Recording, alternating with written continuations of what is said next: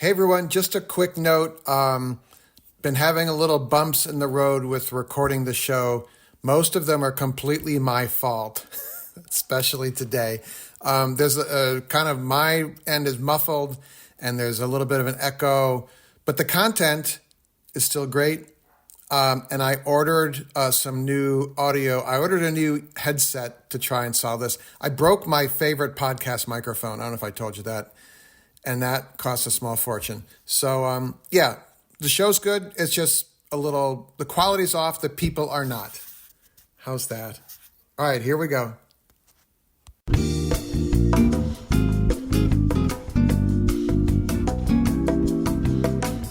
Hey, how you doing? Thanks for downloading the show. Welcome to Garden Fork Radio. It's the eclectic DIY show. My name is Eric. I have this podcast and also a YouTube channel by the same name. Joining me today is my co-host, Nicole. Hey, Nicole. Hey, what's going on? I have two customer service stories to talk about and how I prevailed. Okay, I'm excited to hear about this. And then we're going to talk about leasing an electric car, which is a story from that you wanted to share. Yeah. Should we just go into it? Should we start? Yeah, let's just do it. So what were you buying? How were you getting customer service? So Garden Fork is an LLC. It's called a sole member pass-through LLC, I think that's called. But because I don't know if the word is hate, I'm just not very good at financial housekeeping. And so at the end of the year, instead of doing it every month or having an app that helped me, I go through my checking account and I write into a spreadsheet that my accountant gives me, the different expenses like travel or research or, cable internet bill, all that kind of thing. So I go through everything that was spent that month. And I started to see a bill for $16 a month from Audible. And I'm like, I didn't sign up for Audible, right? And I remembered that the camera operator had gifted me an audio book, the Atomic Habits book. Oh, yeah. And I started listening to it, and I don't know, if they don't click with me, if the person reading it doesn't click with me, I can't listen to it. Yeah, you got to move on. And so I didn't listen to it. And, me not paying attention, I didn't realize that when you download the book and the app on Audible, because they have my Amazon account information, they'd started billing me. Oh, so you had signed up for Audible at that point. Well, I guess if by logging in with my Amazon account, I guess I didn't know that. I thought I was getting a free book. I didn't know I had to pay the $16 a month to listen to the free book, which I thought was a little ironic. Now, do you guys have separate Amazon accounts? Yes. Okay, so we share ours. And then, so the Audible books are shareable. We both open them up. Yeah. Oh, okay. All right, well, I learned that. But anyway, so I went to the Audible site and then the customer service and billing issue, and they didn't have a phone number and email. They just wanted to do the chat thing. And I'm like, okay, this is going to be a bot, Right. But I started talking to this person, and I was pretty sure it was a person and not a bot. And I told him the same story I just told you. And I said, I'd like to cancel the account and get a refund because I had no idea. I wouldn't have started listening to the book and download the app if I knew I was going to be billed $16 a month or whatever. And they were very nice about it in the text. And they're like, well, are you sure you want to leave? We'll give you 2 free books to listen to, or we could, and if you pay for it by the year, it's less. And I'm like, I appreciate the offer. I was very polite and they were very polite. And so I knew they would have to go through 4 different things that they're told to do. Right. And they were offering me, I think, some kind of incredible deal. But I'm like, I just don't use it, I really don't want it. And I'm trying to cut down on all these little expenses that eat up all your money. And so, okay, well, I fully refunded your $89. And within seconds, I got an email from the bank or something, that I had been gotten this deposit, this refund. And then the guy kept on talking and he said, by the way, you can also use Audible to listen to podcasts. And I said, oh, you should check out my podcast, Garden Fork Radio. He goes, oh yeah, I'll go check that out. And so we both stayed positive. I didn't scream. Right. And I prevailed. You just polite but firm. Right. So while I'm going through this same checking account, I see a $256 charge from a video live stream platform that we tried out. It's an add-on to YouTube. You basically, it's called an open API on YouTube. You can put, we used it twice 2 years ago. You can put, they're called chyrons or lower thirds. It can look like a TV show, It can look like the local news. And I discovered it's really well done, but I discovered you basically need someone to help you run that. And I kind of it's hard, as you know, it's hard for me to get to follow up on appointments and stuff. So I emailed, I logged into the account I had for that company because I use one password. So I have all the passwords in one place. And I looked, and I had used it twice in year 1. And then they billed me for year 2, and I had not used it. So I emailed their tech support, and I said, hey, I told them the same story. I'm going through my taxes. I'm not very good at checking it every month. And I see this charge. Please refund my money. And they said, oh, well, we don't do that. We'll only refund your money if it was within 7 days of the charge. And I replied to the person, look, I said, I know you're just doing your job. Can I speak to someone higher up the food chain? And I literally said higher up the food chain. Right. So then I get a message, which comes through your email at this point, from a higher up person. And they said, we don't do this. We'd be happy to offer you a discount on your next year. And again, trying to keep me. And I said, I'm sorry, I really don't need the service. And I checked my email archive. I said, I never got an email, a reminder email saying I was going to be charged. Right. Adobe reminds me, Netflix reminds me, Apple Plus reminds me, even Food Blogger Pro, which is this great community site if you want to build a content. They're like, hey, we're going to charge you the $25 a month on the 10th of the month or whatever. And everyone sends one. Right, right. And so I said, look, and I replied, I said, thank you very much. I know you're just doing, what you're supposed to do. I'm going to go higher up the food chain. And I'm ready to talk to the president of the company because he has a video on the landing page. And I'm already formulating what I'm going to say to the person. Right. I'm like, I'm going to talk to my state attorney general. I'm going to talk to my senators. Because one of the senators of our state lives around the corner from me, well, not literally, but he is a neighbor. I see him in the diner, And I said, and I was going to say, and I will tell everyone I know that I'm not happy with your company. I'm not threatening to sue them. I'm not going to I'm going to, Right. I just was polite but firm. And I sent that. I didn't say all these things. I just said, I never got an email. And so the person replies back and goes, by the way, I'm the head of billing.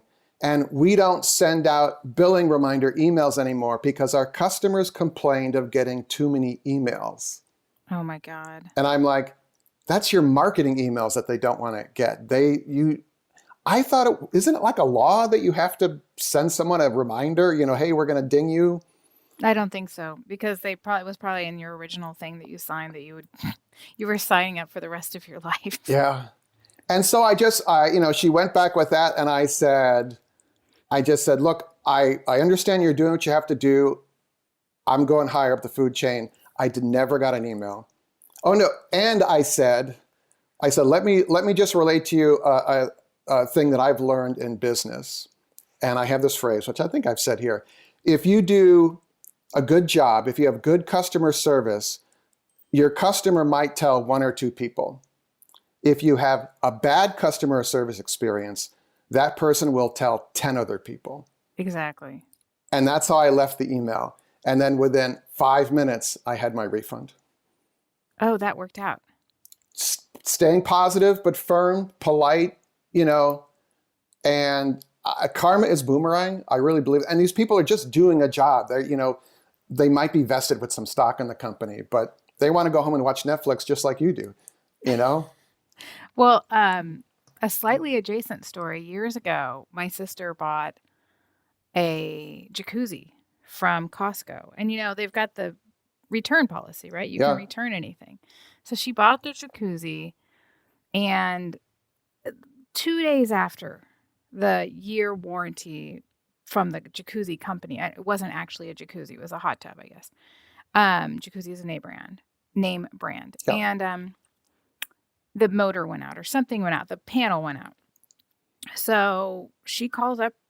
She's like, I don't know what to do. And I was like, well, you call up Costco and you tell me you want to return it. And she's like, well, I can't return it. And I was like, oh, that's the policy. You didn't make it up. So she calls her Costco, and apparently they can take like 3 returns of jacuzzis a quarter or something. They've got like a limit of how many they want to take back. Oh, wow. And so they're like, no. And so Erica calls me kind of in a crisis because she's got this jacuzzi that I think it's unfixable because of the, we're pretty handy. We can fix things, but this was unfixable. So, by us, I guess. So I'm like, well, we should just call the president of Costco. And she's like, you can do that? And I was like, well, yeah, you can do that.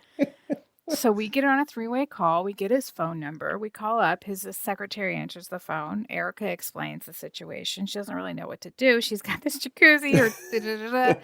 15 minutes later, they're calling to schedule the repair to get it all fixed up. Yeah. But, she was nice. Erica was just like, what am I going to do? I have a dead jacuzzi. Yeah, it works. My plan, if the head of billing department still said no, I was going to write a postal letter to the president of the company. Just being frank, look, I know you're running a company. I know it's hard in this world, but I think the tech industry takes advantage of the terms and conditions button everyone clicks.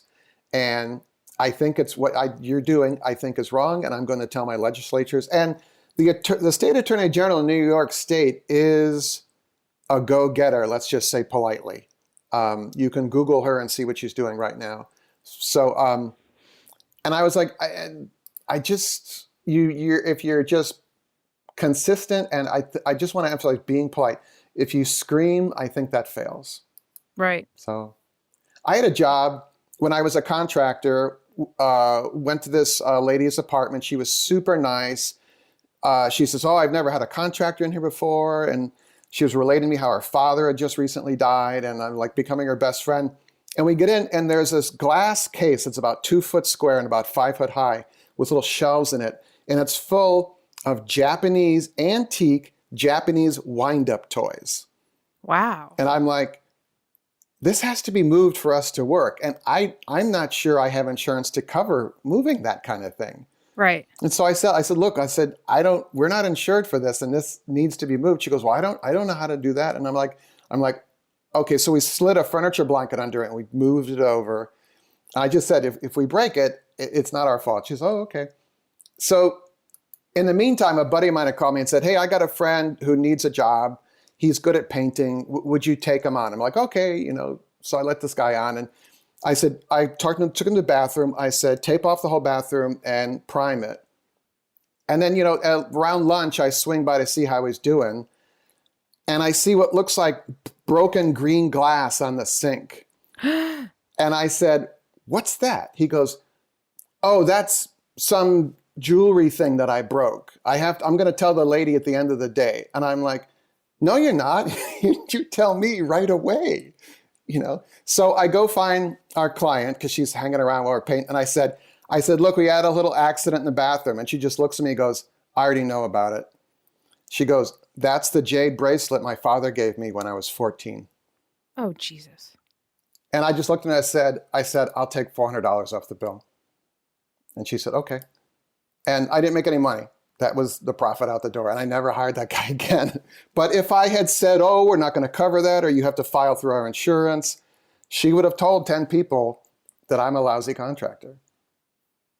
I mean, how do you try and screw someone on something like that, I mean, I'm also going to put it on her a little bit. Like, people are coming into your house, put the stuff away.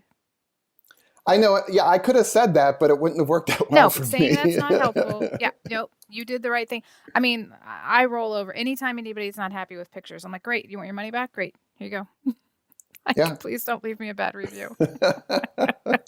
Here's your money back. Yeah, I'm taking the pictures too, but yeah, if they're not good enough for you, that's fine. Let's all go in peace. So I was just very happy. And it also, I think Intuit there's a couple of home accounting programs that you can link into your checking account, and it, using fuzzy logic or AI, whatever, it starts to learn what all the different deductions are, the different costs that go through your business or personal checking account, and puts them in categories every month. And I'm pretty sure it'll email you a kind of a statement of where things are going. And there's another company that offers to find all these little $20 charges. And yes, I've been getting ads for if you don't want them, they will work to cancel them for you. So it's worth it. So that's basically $300. It was $89 for Audible, $250 for the thing. So that was with $320, $330. Yeah, that's a lot. Yeah. That's a lot of money to me, you know? I use a free accounting website called Wave Accounting. I've been using it for years and totally easy to use, web-based. And, I just put in, all the money I make, and then Brent's really good at keeping all of the reports. So he runs a report for me of our expenses, and I put them all in, and then it makes a nice report, which the best thing for me is that it's free. And, I was going to say, Jack Harkin always said, you get more bees with honey than you do with vinegar. Yeah. I can attest to that. Yep. All right, cool. Well, I'm glad that went well. I am too. And it just makes me want to go find that software and hook it up, because I could do that every month and save some time and money. And because immediately after they said, no, the streaming company, and they do, I think their product is good. I just think their customer service needs some work. I don't want to name the company because they follow through, but I just forgot what I was going to say. I'm sorry. That's all right. Move it along. Oh no, I got really wound up in my head. The hamster wheel kicked in about, here's what I'm going to say, and I'm going to say this and this and this. And then it started to ruin the evening, and I'm like, the camera operator comes home, I'm going to make dinner, we'll watch a program or something. And it started to grind on me. And I know at that point I have to meditate. But to avoid that, just check your checking account every week or month. Right? Oh my goodness. Okay, so break, next topic. So you love your ID4. I have a friend around the corner. She just bought an ID4. I want the new Volkswagen Bug, or the bus, that's going to be electric. And we saw one when we were in Europe last year. And so I went to Volkswagen and signed up to get there. Like, tell me when they come. The electric microbus. The electric, because it's so cute. Yeah. And the president of Volkswagen kindly sent me an email the other day, and it had information about, like, I don't know, this and that, maybe a little bit about the bus might be coming at some point. And at the bottom of the email, there was a deal, and it was like, hey, you can get an ID4 you can lease one for $3,500 down and $299 a month for 3 years. And I was like, God, wow, that seems like a really good deal. Is that real? So as listeners know, we're going on the GRT this summer, the Great Road Trip. And we've got the Nissan Leaf, which we're not taking on the road trip. And we've got the 2006 Toyota Highlander, which is getting a little long in the tooth. So I was like, maybe the ID4 is the solution for us. Like, we could take it. It's, got a longer range. Maybe it would work. And so of course I'm texting Eric, hey, have you done any long road trips with the ID4 yet? We're looking at charging options. And so we were skiing in the middle of Pennsylvania. And so I just called up a Volkswagen dealer. I was like, is this real? Like, I don't want to waste your time. I don't want to waste my time. Like, can we really get it for $299 a month? And the kid that I talked to was like, oh yeah. Well, let me look. I think yes, but let me look. So we go in, we try one out. And the manager there I appreciated he was a straight shooter. He's like, I was like, is this really a deal? And he's like, probably not. He's like, it's a bait and switch to get you to come in. And I was like, oh, well, I appreciate your honesty. But then he ends up doing some more digging around, and he's able, including tax and tags and whatever, he could give it to us for 351. And it was the S. So it had the sunroof, or what, not moonroof, I guess a moonroof, and it's a beautiful car. But at the end of the day, we were like, this isn't the use case. Like, we need a replacement for the Highlander that we can take skis in, and this just isn't. It's just not quite big enough for that. So I felt bad because the kid was like, "Well, why aren't you buying it?" And I was like, "He's like, we got you a really good deal." And I was like, "Yeah, but it doesn't suit our use case. Like at the end of the day, but God, it's a beautiful car." Yeah, it's and it's a challenge to keep it clean with the Labradors. And up at our little house, we have a dirt driveway. You know, it's a dirt driveway, so you're like, and it's just and there's mud all over the car, and I'm like, this is our really nice car. Now, have you ever sprayed the driveway with oil? No, That's something we used to do. People did in Montana. I don't to keep the yes, dust down. they did that in Missouri too until there's I don't know if you're well you're probably guys are all if you Google Times Beach, Missouri, Uh huh. they had a contractor oil all the dirt roads, and he got his oil from the General Electric plant. Oh God. So the town was it was dioxin or PCBs or something, but the town was full of it. They bought the town, the federal government bought the town out, and it became kind of Missouri's version of Chernobyl, you know. Right. And now it's a nature preserve. You can see it from the highway. You can still see the old roads and some homes and stuff. Okay, well, so 2 things on that. The town where Grammy grew up, Herculaneum, Missouri, um, was the same thing. It was, a depot, and there's lead, from my understanding, there's lead throughout the town, and so they had to buy the town, and Herculaneum's pretty much gone now. I mean, they kinda moved some stuff away, but, and then there was one other thing about that, hmm, well, I forgot now. We haven't had enough coffee yet today. I guess not. It's kind of early for both of us. Well, oh, that's the other thing. I wanted to ask our listeners if there are any literary agents out there because I have my book about Grammy that I am trying to find an agent for. So if anybody's out there, shoot an email to Eric. So that would be radio@gardenfork.tv. Is this a nonfiction or fiction book? It's a true life novel is what I'm calling it.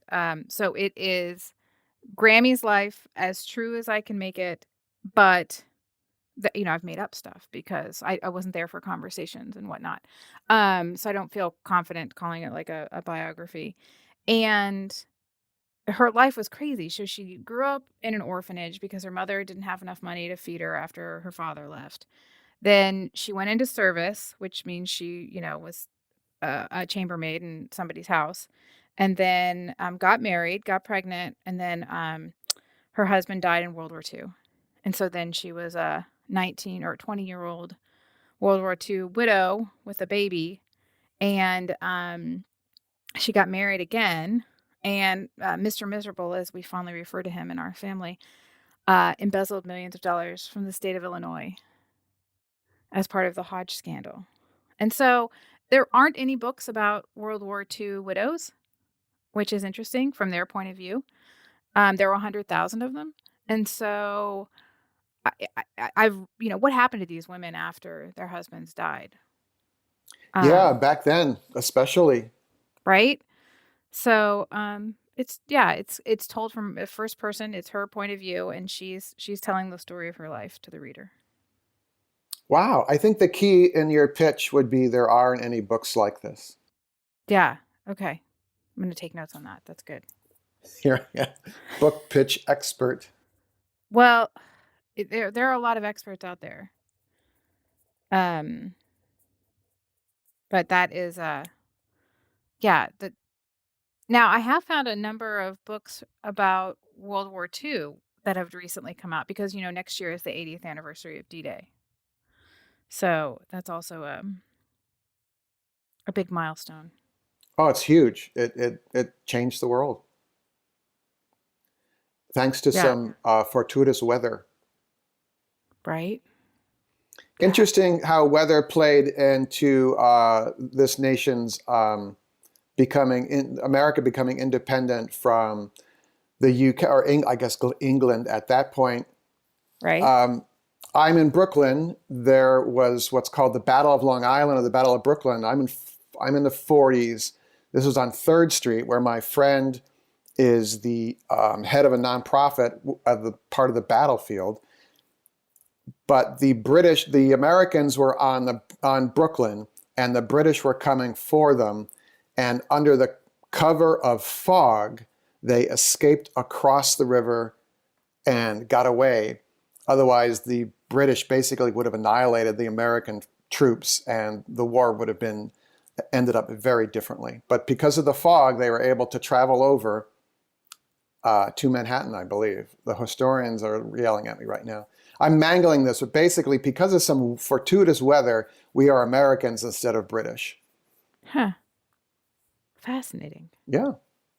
There is on PBS, if you become a member for $6 a month, which I am, and I get an email from them every year telling me I'm re-upping it's called Passport is their member program. Mm-hmm. But on the Apple TV app or on the Roku or any of those, you can download the PBS app, and there are all sorts of programs that don't make it to your regular PBS channel. And there is a documentary about Franklin Roosevelt and Benjamin Franklin. Man, we're screwing up this morning. Benjamin I was Franklin. like, okay, we can go to, that's fine. FDR, we can go there. But basically how he went to France to basically ask them for money, and he got them to give America money under the table. And then he finally got them to openly support the battle for independence, essentially aligning itself with the Americans in a war. And it really turned the tide. So every once in a while, people disparage the French, but another reason why we are Americans is because of the French. Huh. What did he give them in exchange? Louisiana? Well, we actually bought that from them too. Right, but later on. Well, we gave them like we give them meatloaf and French fries and stuff like that. You know. Best life. Speaking of which, do you guys have any trips planned in the future? We're gonna go to Berlin. I'm so excited for you. Because right outside Berlin is the Rothschild Museum. Yes. Because if you must all know this by now that I am part of German royalty. So yes. This is exciting. I can't believe we have a museum. Oh my gosh. So now, what season are you going? In the fall, we'll go. Go in the fall. Okay. I think we like to go after, in New York City, there are hordes of tourists in the middle of winter, but I'm thinking when we went to London, we went in the fall and it was really nice. And so I'm thinking we'll go to Berlin and it'd be really nice too. So. Oh my gosh. And there's a street named after us as well. And there's a woman named Silke, Silke, who watches the YouTube videos, and I think you listen to the podcast as well, who sent me pictures of Rothschildstrasse. It's in an industrial area, so it looks like an industrial street. I looked it up, but I wasn't able to get over there the last time I was in Berlin. Yeah, I don't think I'm going to go check it out. But like the one picture she sent was the street pole was kind of crooked, like a truck had hit it or something. And I'm like, that's not very German to have a crooked street sign. No, it is not very German. So, all right. Berlin's such a great city. I love Berlin. Okay. Black bug is my next thing here. Oh my gosh. Okay, just quickly, everyone. We have got these really small black bugs. They're not fruit flies. I don't think they're coming from our drains, but I did pour the enzyme fruit fly drain stuff down all of our drains. I have these little sticky things in all my plants. I don't think they're coming from the plants. I cannot figure out the little black bugs. And Brent wants me to call an exterminator, but I'm like, if I don't know where they're coming from, what's he going to exterminate? What are they going to exterminate? You're just going to spray everything. And I don't want that. Do you have bananas in the kitchen? We do, but No, not anymore. I just put them all in the freezer. So this might be true for other fruits, but sometimes there's an insect that will lay its eggs in the skin of the banana, not in the fruit, but in the skin, and they will hatch in your house and fly around. Ugh. Okay. I mean, that's interesting because DC does have this new composting pilot program, and we do have a composting bin. But what's weird is they're little flies. I don't know how they could have flown all over the house. I don't think they have enough energy to get places. I don't I can take know. A picture of them. I mean, a lot of times it's fungus gnats coming from the soil of your plants, but if you have the sticky traps and they're not landing on that, then that's ruled out. Well, and there aren't any. Yeah, who knows this? There aren't any plants upstairs. Now, I do have a picture. Can I post a picture? I'll post a picture to the Patreon. See if anybody helps us. And we can put it on the Garden Fork Facebook group. Oh yeah. Which I am not on Facebook a lot. If anyone wants to become the moderator there isn't really much to moderate. But anyway, all right. That'd be okay. Good. I took pictures. Black bug conundrum. And if anyone has if you want to see the pictures, I can email them to you as well. So everyone, there you go. Wow, what a great show. Yeah. Well, okay. It was nice to check in. Customer service, be firm but polite. And realize the other person they're just doing a job. So Nicole and I are going to stick around for the after show. It's always kind of a little more freewheeling. Well, this was kind of freewheeling too. But it's like 15 minutes more of us talking about stuff. If you're interested in that, becoming a patron, there's a link in the show notes here. You go to patreon.com/gardenfork for that. I posted a bunch of stuff recently on the app. So did you get that stuff, Nicole? There's always a link to a video or a picture or something. Yeah. Oh, yeah. This was funny. Affiliate link below. Oh, yeah.